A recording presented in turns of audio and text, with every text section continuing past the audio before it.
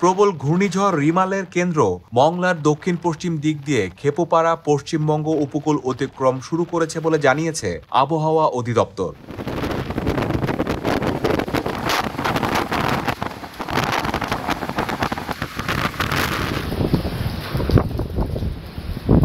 আজ রোববার রাত 8:30টার দিকে আবহাওয়া অধিদপ্তর জানায়, ঘূর্ণিঝড়টির কেন্দ্র আরও উত্তর দিকে এগিয়ে আগামী 5 থেকে 7 ঘন্টার মধ্যে উপকূল অতিক্রম সম্পন্ন করতে পারে।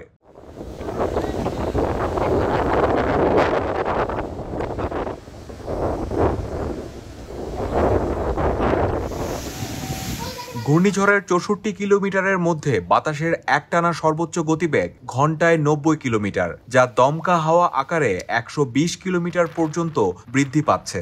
এসব অঞ্চল স্বাভাবিক জোয়ারের চেয়ে 8 থেকে 12 ফুট উচ্চতার বায়ুতাড়িত জলোচ্ছ্বাসে প্লাবিত হওয়ার আশঙ্কা রয়েছে বলে জানিয়েছে আবহাওয়া অধিদপ্তর।